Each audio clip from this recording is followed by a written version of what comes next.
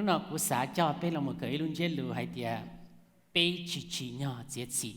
we are unworthy to judge giờ về đi chả cho các bé we are so quick to judge other cho tới nhẹ nhẹ dễ chỉ được lời mà người tự我操多你贴包dễ chỉ được lời多那是啥什么叫一好摆偏公公phần đầuอยู่ที่โรงเรียนต่างๆอยู่ที่รีบบอกเลยอยู่ที่รีบบอกอยู่ที่บอกหายเลยนั่นแหละ and we are not worthy to judge other so ไปจีน่าอยู่เสียสิเราสิ judge หรือตัวจะเขาอยู่ยิ่งมั่วอีกข้อเนี่ยเราอยู่ที่รีจีจงเสียสิจะหรือตัวนะยา and นู่นน่ะยังอีกอย่างภาษาจะไปละมั่ว break ไปขอ tradition แต่รู้ช่องอะไรไปเสริมนะเดี๋ยวอีกอย่างไปlà một cái dấu rồi thì bị chỉ nhau, rồi chế trị cho lụt tụ. Chỉ cũng cho bé một cái ra ở nơi bé bao rong hình ra nó mà cũng nhiều mới tới ra ở story bé như bao rong là mà hay cho bé xứ ra ở the adultery woman tụ bao nhiêu ở đánh lúa nhớ tới Johann trong gì cái ý một sao có ý nhớ tới the original manuscript mà ra nó thì chỉ nhớ tới học phong đơn cho nó là của để sao bây giờ John sau cho họ Paul chỉ chẳng tới Paul original manuscript mà chỉ mua Johann trong gì nó nhớ cho họ nên Paul thầu là số văn cũ mà nên số chỉ mua trong liền số làm là đi tất cả là cho tôi xài văn cũ rồi mà mua cho là một số trong xứ chỉ là sai thì họ story này giờ phỉ giờ Johann giờ từ sau thì giờ chủ nhân đun ra tất cả trong sàn giờ trong gì nó cho hỏi Johann hay lên nó hay thì Jesus did many other things as well. If every one of them were written down, I suppose that the whole world would not have room for the book that would be written.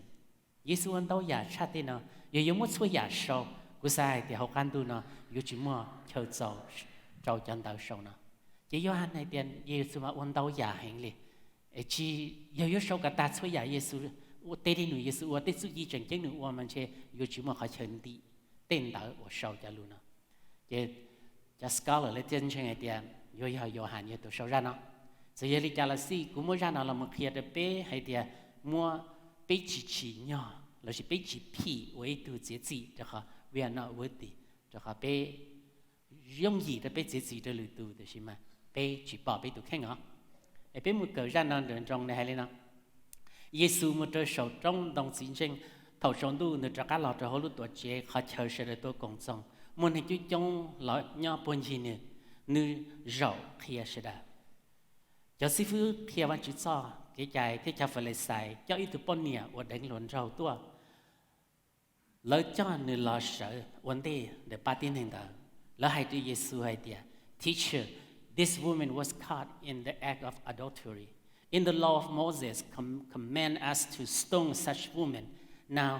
what do you say sư phụ tụi nhẹ nó bị炒到头người ta tạo đánh lúa một số cho chạy cả bây giờ chủ cho bây giờ đầu để tụi bọn nhẹ rong lên nào có hay ở hay đi chả they were using this question as a trap in order to have basic for accusing him lời si cho luôn câu nó bị lời do liệt gì cho Giêsu chắc Giêsu không một cho họ nữ cho nữ đi để sau cho họ lời phim nữ thì lời sợ lo nữ hay cho lời hay đi let any one of you who is without sin be the first to throw a stone at her. Nên cho nên nó tụi chỉ tao mới khỏi cái sầu đi, chỉ lý số xuân đầu thơ lứa bao giờ rồi tụi bao nhiêu nào. Nếu chắc cả nhỏ mù sầu cho họ thằng nó lỡ pi ít từ mù rù pi cho lầu mù cho lúa.所以Giêsu thế tụi bao nhiêu đó nhon đầu sư. Giêsu thế là sợ lo hay nu nè đi woman where are there? Has no one condemned you? Tụi bọn nhỉ, lời đôi thứ ta là chỉ một lần thứ trâu chỉ cho cả là no one, Lord, she said. Then neither I condemn you. Jesus declared, go now, live your life of sin. Chỉ mua lần thứ tụi chú. Giêsu hay tới này thì cú lò, yo chỉ trâu chỉ cho cả thế. Chỉ li mù trò luôn nè, và cái cháu trẻ. Sư quan chú bé lò từ nơi cắt gió lù, bé khen chú cao từ sư phụ cho khía bé. Các giáo lù nhưng một phương chỉ các giáo lù bé sai bé chơi lù là ý rồi bé bỏ lại ý giả thế các giáo lù chỉ nên khía bé thảo cả khía các giáo lù true như dầu một trái bé sẽ được ấy tua cho phu chỉ là bây giờ tao tao cho ra nào để cho sinh Giêsu kia tao luôn bề amen cú là hai mình chỉ bây giờ mình chỉ cho ra nào thế Giêsu họ routinely cho nên nhiều một bài trong đồng chiến tranh một bài một thảo văn chứ thảo lúc chạy trong đu nên nhiều là trên đó họ temple court họ chờ đợi tôi nhớ chứ trong công trong nông văn chứ sao lúa kia để lúc mà cá khá tổ chế thằng nó một tin hành cho trong tua Giêsu ít tệ đi nữa Giêsu ua ya nữa thì văn chữ ra teach people and những often clear lên nhớ cho họ tổ chế rồi nói ya ilu rong phứ trả cho sư phụ chế văn chữ sao lúa thiệt cho phải là xài lấy tua liệt gì cho Giêsu vì cho lấy liệt gì cho Giêsu cho họ Giêsu nếu ua tệ ya ua sợ có Giêsu ua ya khó mò nu chạy Giêsu hay thì Giêsu ua nu chỉ tệ đến nu ua cho bỏ thơ lo ua cho phải là xài ua cho sư phụ ua kia văn sư sót chạy lời thì ít tuần ninh thầm đà có yêu hú có và chữ tu mà lời chỉ nhẹ Giêsu lời sáng chia chú ý ngô thiệt để Giêsu cho Giêsu một cọ để tên nó chữ nhưng nó ít lúc trong phứ trả cơ đi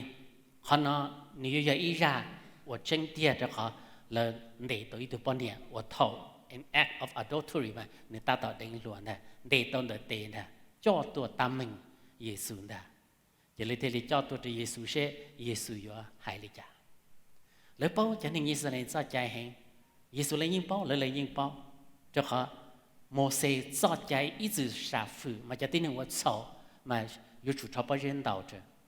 chỉ ta ra tua chỉ chạy nhiều lo nhiều dầu là ô bỏ luôn ô nâng xấu gì à đầu bao nhiêu chỉ lần khởi lúc bao nhiêu tua yêu tận đầu lý sự chỉ cũng những sai thì lúc xưa này để tụi bọn này để cha tua chỉ tụi nhau tam mình được họ crowd thế này Giêsu chỉ in là nhiều tuổi tuổi lúc bao nhiêu là nhiều tận đầu sự lấy thế nên cứ chú ý yêu accuse trap Giêsu mà lấy thế nên nuôi thì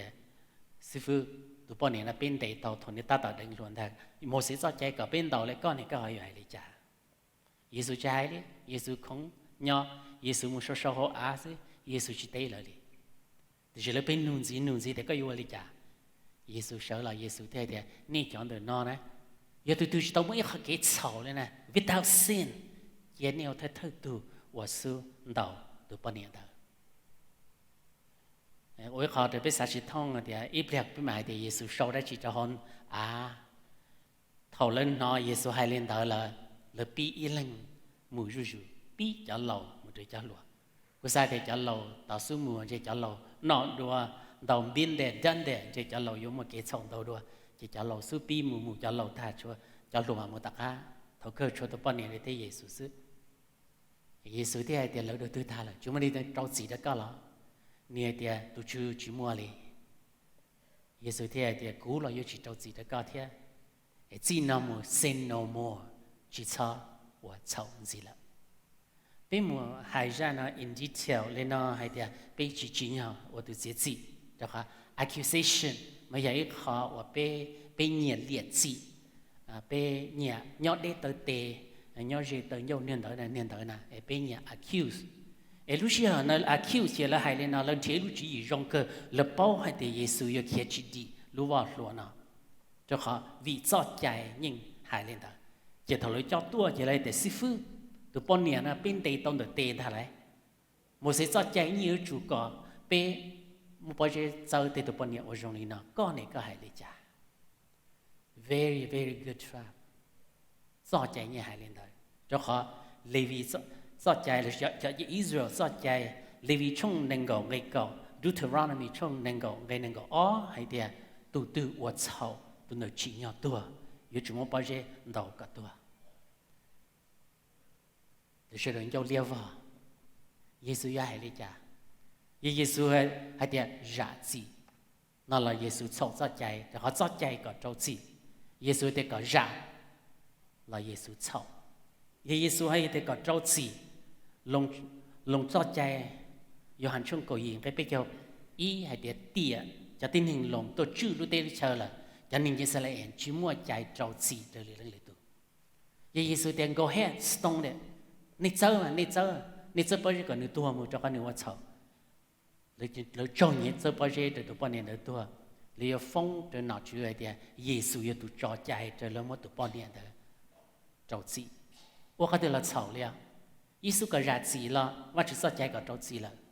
Giêsu có trâu gì là tiền để cho nên Israel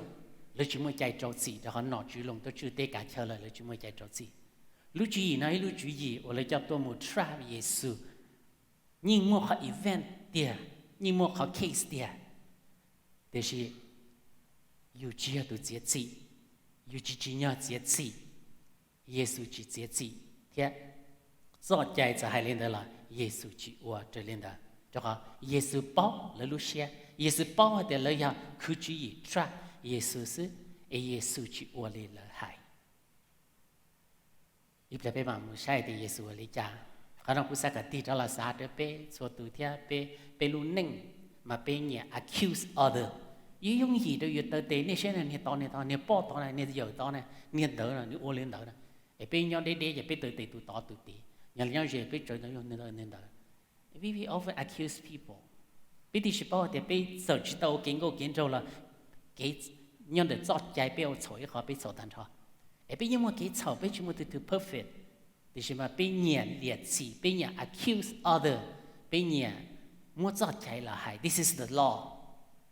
Remember what we said? Remember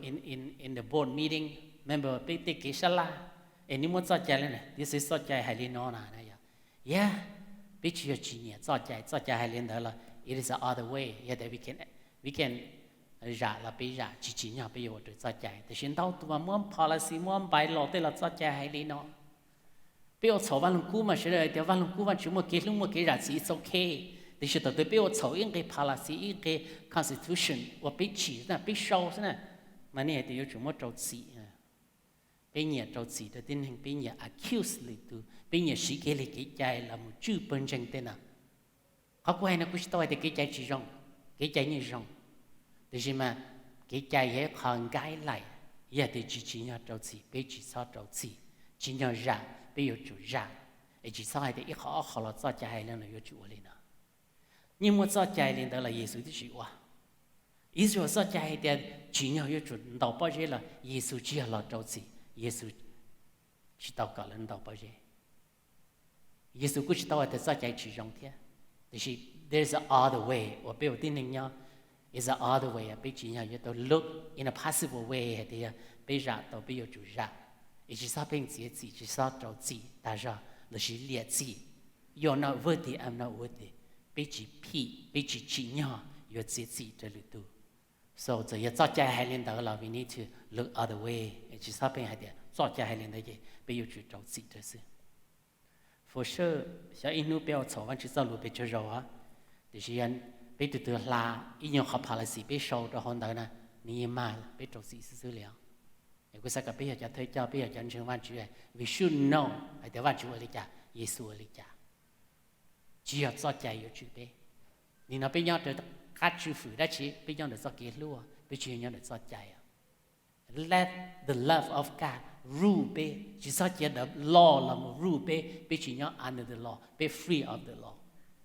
lúc nào xíu sẽ chạy nó chỉ tao chạy để bây giờ bài là bây giờ policy ở bên trên chỉ rong nhưng rong để chỉ it is other way 我只要被热字，不要做热；只要被我理解，不要做我。只需要 room by law 的 policy 打理是。你不 agree？ Yes？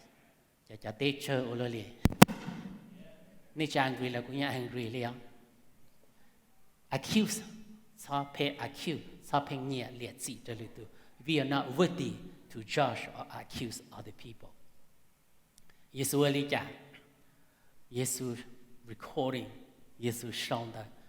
thao Giêsu nhom Giêsu mu cho nên đi tệ sau cho hồn đó lỡ chắc cả hai gì nên là hai trở lỡ ta nên chắc cả nhom mu sau cho hồn đó nên cho nên tụi đi tệ mu sau cho hồn đó I'm curious you are curious bây giờ bao để khai Giêsu sau cho hồn ya đã chi ya cũng như sao bao để khai Giêsu sau đã chi ya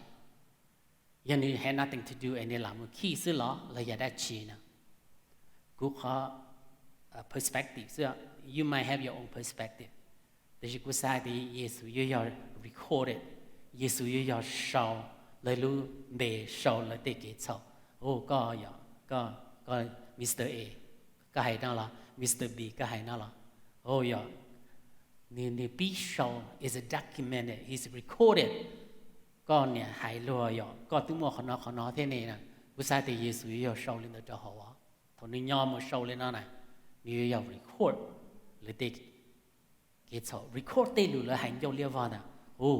con nền dấu liêu vào yo con tiếng mò họ nói thế sẽ vắt nên chỉ bao thì sẽ vắt chỉ bao àนี่ปุ่นยอเนี่ย accident ช่องไปเที่ยวอีกก็ยี่ว่าทอโมเสว่าทออะไรเสียพอเจวันจุเลือดเลยเมื่อวันจุตุนที่เตะใส่เตะจะละมุชอ craft by the hand of God วันจุทอวันจุใส่เตะละมุชอ so whenever God recorded thing is serious ทอวันจุชออย่าตื่นเลยคนเดียวอย่าคนรอคนเดียวอย่าคน serious ทอวันจุชอจะเขาได้เสียเจเลย become law thôi mới cho cái chạy để sẽ được cho từ cho chỉ tao trở ra cái chạy để trâu xì lúc xì này là xì tua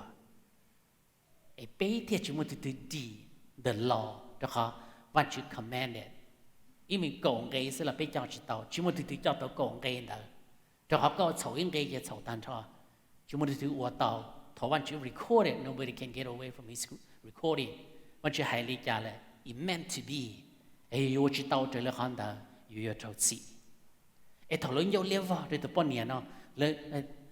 nhưng lần hạt tụi trời lúc bao giờ chuẩn đầu xí, Giêsu nửa sau nửa hôm đó nửa sau nửa hôm nửa sau nửa tiệt, yo có mà nè hành cơ có mà nè cứ lấy yo, Giêsu sau, thế rồi sau lấy cái kết thúc, thế rồi nếu record something in there, his handwriting, thôi văn chỉ say để sau ý à, đó là it become law, it become serious, của thế thì đó là sao đâu bé nhẹ accuse lử tu bé nhẹ liệt chỉ cho lử tu để xin cho bạn chú tu show bé để cái sầu kia documented what you have done what I have done cho bạn chú tu document bé để cái sầu kia thì xí là anh chỉ yêu chú muốn tu tu kia đi họ bạn chú tao rắc documented thằng cái tí trả lời sao này của tí trả lời sao này nè chỉ nhỏ ở bé bên giao liêu vào chỉ nhỏ ở bé bên trâu chỉ cho lử tu cho họ cho bạn chú nên nu show bé để bé uổng àแต่เป็นหนูวัวเป็นคำพูดจีบว่าจีบหรือตัวจีบว่าจีบอ่ะหรือตัวจีบว่าจีบนะ you and I need to take that seriously เดียวันจูเนี่ยหนู recorded our sin วันจูเนี่ยหนู show ไปได้กี่สัปดาห์เที่ยจีรงตัวเป็นยอเลี้ยวเที่ยจีรงตัวเป็นเจียจีตัวหรือตัวเที่ยจีรงตัวเป็นลูกนั่งยูเชียตัวเขา God วันจู literally recorded our sin possibly daily so nu want to show kia and you trâu gì đó lì tu là want to trâu gì đó yo họ mà thầy thì có muốn lu lì chả tu là want to muốn lu lên tôi có the same measure ở câu trâu lì tu là want to yo more the same measure tôi có trâu gì nhá một lì chả trâu lu là want to trâu gì nhá một tôi có yo có rạ gì đâu một lì chả trâu lu want to yo rạ gì đâu một lì tôi có thiệt you know bây giờ su rạ gì bây giờ su khó rong ấy có bây giờ mua so many that documentation recorded被they get told cho họ and that is serious họ chỉ nhau bị chỉ nhau dễ dễ để lưu tu thế chỉ nhau bị hoàn toàn đau ya để want to record bị they get told ý là lý thầu lỡ hoàn này Giêsu bị so nhau một chỗ này bị một số này họ này Giêsu show something down á nên chỉ là có actually recorded something down hắn xin mừng bây giờ chỉ nhớ dễ gì mà trong này nó là bên châu level họ lấy ta ra question chỉ Giêsu tiếc sợ lo tôi Giêsu sợ lo chỉ Giêsu chăm hoa say là sợ đó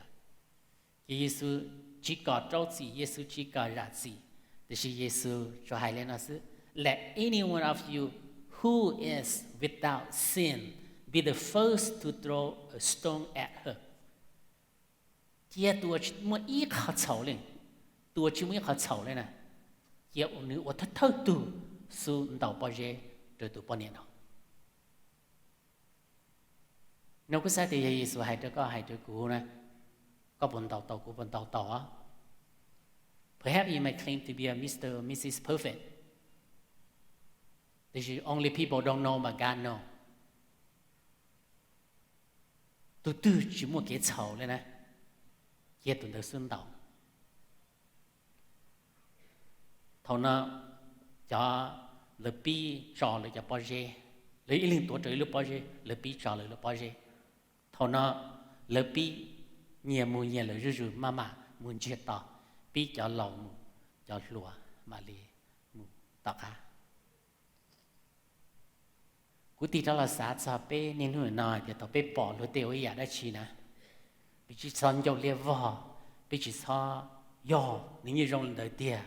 là chỉ niên đó nè niên đó nè là chỉ bé mua bệnh sự hại tàu lửa tù nè Giêsu thì có yo hại luôn nè nếu chỉ hỏi đầu bao giờ ổn định có yo hại luôn nè có tí đó là xã cho có được cái này thì có bộ tàu mua ít họ xấu đi nè it's without sin. If you without sin, then you be the first one to accuse other. Giờ có chỉ mới khó xấu, có chỉ tao xấu ý đã chỉ cái có ô tô hại luôn mà, có ô tô trâu gì đó luôn mà. Thì có biết trâu gì tao, biết chỉ một xấu là biết một xấu giàu. Giờ biết chỉ là in the adultery thì được bao nhiêu nó là cái xấu sin is all, cái khó xấu thì xấu thành ra, biết nhiều một sin à, vì biết một sin này cái biết thế li đầu chỉ tao bao giờ được được, biết thì chỉ nhớ trâu gì được được.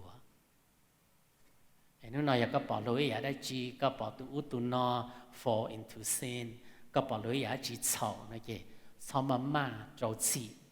sao quick to judge, quick to criticize, là chỉ quick to say something. You say something that means you throw a stone to that person. Cái gì đầu bao giờ là nên nó bên nó đầu bao giờ là đầu tụ nó là, cái tí đó là sai đấy, có bộ một ít họ cái xấu nhất thôi có nè. Giờ thì có những chỉ mua lên để cho cái hại lo cái mà hại nè, giờ thì có sai thì cái như mua thế này chị trò bé lúc bao giờ à, trò bé lúc bao giờ cho bà bé ăn đầu luôn, drop your stone, I need to drop my stone, we are not worthy to judge, bé chỉ mua cho chạy bé như chỉ phi, yêu chết gì cho linh tử đi, so need to go away from it, cho họ bé chưa được chết gì. Giêsu theo được chết gì, và chữ theo được chết gì. Rồi nó có yêu hay thì tên hiền Josh đã tên là tên hiền nó chết gì nè. Josh, they only do their job, they're not perfect. Cụ thể trên này thì lấy tôi chỉ một chỗ cảnh nào lúc sợ đâu nè, lần nào sợ đu thôi nè, cho thằng Josh đó nè. They are sinners like you and me, they only do their job. Lấy như chuyện tranh chèn liều, sometimes justice never be served, they only do their job. Lấy chỗ lấy cho lúc sao? Lấy chỗ prove evidence, prove cái dạng đấy là giết gì according to the case, according to evidence. The judge they not perfect. Tại vì bên này mua nhau hồ là Mr. Honor, bên này mua your honor lấy uli nào. Thì có mà giờ tụi chính cái giờ tụi đâu hữu cái giờ tụi mua chạy, đó là biết chỉ mua chạy nè, Josh là chỉ mua chạy nè. Tí tụi mua chạy giờ lần từ, tụi mua chạy gì trên, bây giờ lần từ tụi đó nè. Và chủ yếu gì Giêsu thế mà chạy giết gì sao có cú bé chỉ một từ từ giết gì cho lựa từ cho họ bé số tụi nhau một chảo hiện nó đây có yếu giết gì cho lựa từ đây có yếu hại cho lựa từ này vậy có tí cho là sai đấy are you without sin có bộ một ít họ cái chảo có li are you Mr. Perfect or Mrs. Perfect if you so nên có giết gì tao cho lựa từ mà giờ thì có thế cũng chỉ perfect vậy sao giết gì we are not worthy to judge. Chỉ cứ rạt gì xưa, Paul này chỉ rạt gì xưa, thầu lời kia ta là, Chúa Giêsu thế tụi bọn này để nhận đạo sư, Giêsu thế là sợ là Giêsu ở đây, woman lời đầu tiên ta là, chỉ muốn lời tiết gì chỉ có lo, no one sir, chỉ mua, người ta để, then neither do I condemn you, giờ lên đó cú là yêu chỉ gì chỉ có thế. You know, Jesus was the only one who qualified to judge the bunny and the. You have without sin, Jesus ya tu cuma kecau. Yon tahu pasal Jesus tu tahu lu. Lu chỉ qualify tahu lu. Lu tu dia kita lu. Jesus dia orang lu kita ku ya. Neng dah hu pun tahu kau lah. No, Jesus dia neither do I condemn you. Ku lah yo chỉ trao chỉ cho cái dia. Cho họ, Gioan trong bên cái câu xa là Son of Man come not to condemn the world, but to save the world. nên lên tu làm địa tế chỉ là trâu xì cho luôn địa tế thì chỉ là rạ xì đến nên địa tế gọi là tổ giáo xia Giêsu thấy đi nụ là họ luôn địa tế nào giờ là rạ xì chỉ là trâu xì nên là khi sẽ đỡ cho cái lúc cho cái rạ xì khi sau vài chữ tế nên là rạ lúc xì tế nên là tua lòng tin này lúc cho nếu họ tu rạ xì nếu chỉ họ tu trâu xì cho tế này ấy tụi bọn niệm nào nếu trâu rạ vì cho họ Giêsu ya tu ra lời anh nên chậu cho tin nên buồn chín đó lời anh nên chậu lời chỉ mới chạy trâu xì cho cái Giêsu thế này tu chỉ là perfect vậy này trâu xì chỉ tao another word giờ là bao lời tôi khen lời kia ta là rồi nó nói Giêsu thế nữa chứ Giêsu chỉ nhau yêu chủ trâu xì cho nữa là Giêsu chỉ trâu Giêsu thế cú là yêu chỉ trâu xì cho cả thế cú là yêu chỉ trâu xì cho họ cú tê đê nữa là họ luôn tê nào chỉ là trâu xì thì là khi tin này là một lưu tin này, ấy yêu có lưu gì trâu ra vì do cái lưu vì của lưu có vì của ra gì cho có sự, ít được mà khi đến đây để chỉ là Giêsu lưu cái chảo, Giêsu lưu nên chảo sự, Giêsu lưu tới nên chảo, Giêsu chỉ nhận cái chảo, thì Giêsu ở đây cũ là yêu chỉ trâu gì cho có đi à, Giêsu thế hành gì đây nào, live chỉ là live a life without sin, cho lưu nên của chảo chế. Go now and live your life of sin. Cú chỉ trâu chỉ đó có, để chỉ chỉ nào mà cho cái lúc này của cái chảo chế. Giêsu lúc tôi nên chảo, để chỉ Giêsu giúp cái chảo. Tôi bây giờ thì it's okay to sin. Cho họ theo văn chữ rạ chỉ, văn chữ lúc. No, God hate sin. Văn chữ chỉ nhẹ cái chảo, văn chữ là holy, văn chữ là cho cái nhàn nhã, cho cái đâu hồ. Văn chữ chỉ nhẹ cái chảo. để希望去路都能吵，耶稣路都不念的，为你也能吵，但是又是今年的你我，耶稣今年的给吵的我，耶稣的估计着自己的个，但是最那么找个路能我吵这 live 个这里找个路能我吵这，你好为人的 go and sin no more，最那么只吵我给吵死了。cái bên đi chun nào để cho cái rạ chỉ quan chỉ lúc quan chỉ rạ chỉ quan chỉ nhẹ cái chảo thì chỉ quan chỉ lúc tôi nên chảo lý tôi bao nhiêu đấy thế quan chỉ lúc bé giáo hội nên chảo cái bên thì nữ thì yếu chủ trò luôn nên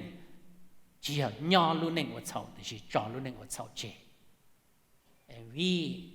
need to live a life without sin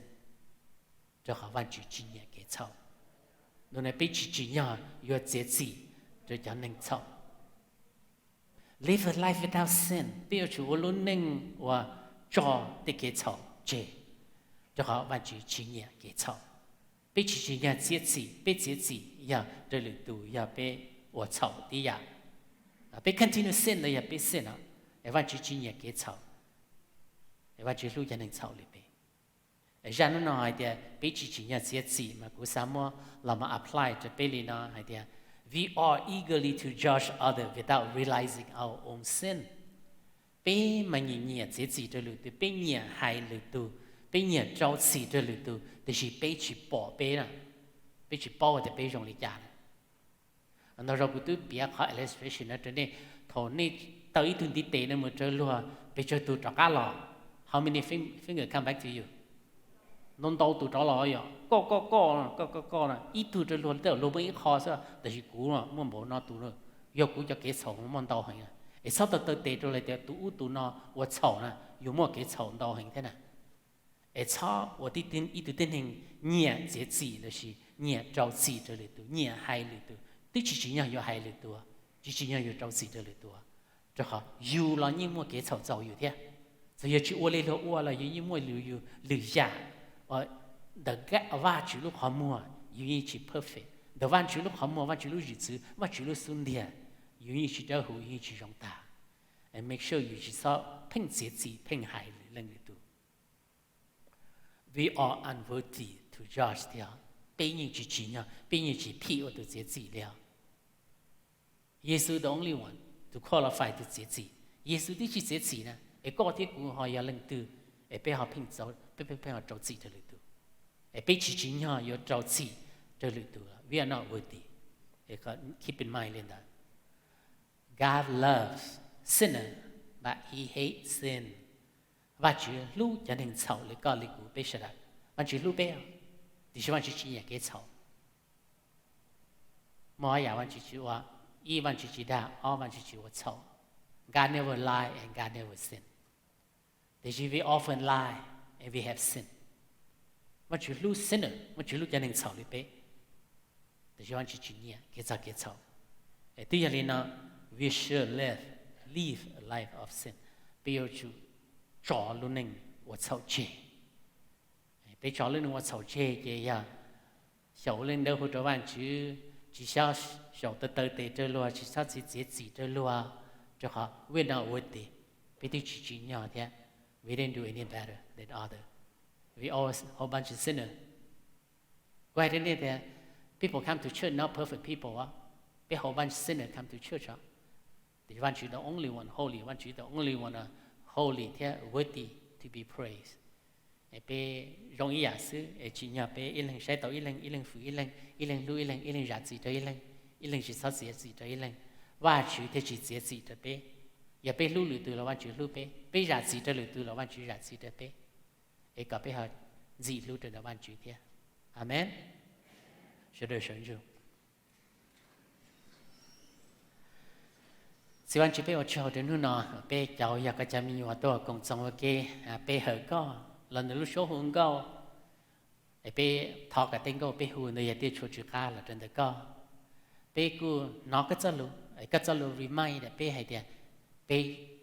chỉ nhỏ với tôi gì là chỉ phình trâu gì cho lưỡi tôi cho họ bé nhớ trâu gì cho lưỡi tôi bé tôi chỉ bảo để bé hành nên xấu bé yêu liêu họ bé ban trong yêu trâu gì cho lưỡi tôi. Thì chúng ta có show biết cái sầu chế, có recording whatever we have done, có tin nên nó show biết cái sầu là biết chỉ bảo, chỉ nhau biết yêu chủ ra gì chỉ nhau biết chỉ sao gì cho lưỡi tu, thì cái đó tụi bọn niệm đó hay thì có chỉ trâu gì đó nữa, có chỉ trâu gì đó nữa chỉ trâu菜thì nếu mà đã chỉ là tao, vì có lúc có chỉ trâu gì chứ, thì cái hay thì chỉ nằm chỉ sao gì là, biết yêu chủ ở luôn nên我参谋介绍找了那我介绍这他连自个路然后个路就能找个几年介绍个被这我路能的胡这个为着没有我这个到工到命为着没有我被这路这热子这路度他里皮里被要个จะ没有他被路能走能的的走也好啊路能的我知道被我到好的也好个不得被个被我到他个让sau lúc nó remind để bé theo nhau trở bé alive để bé cái bé walk out họ nào trong một chế bé luôn nên different cho nhớ taoว่าตัวchế cho nó tao bé là cái gì ra tao remind bé tí ya bé tao giờ có chém nhiều giờ bé giờ luôn nên trở cao tao công tao mình luôn nên trở cao tao chế tao mà bây giờ trở cao họ nào muốn có muốn ra cái thay nhé muốn ra peace bé mình nhau trở cao từ bé tao luôn tăng kỳ trở cao thôi phong có muốn trở số từ thế sau nu bé trở cao tao bé hợp của cao đùa để cho sinh Giêsu Kitô tụi mình phải chỉ lo cơn cầu bé tay công thọ mộng amen. Mùa rong này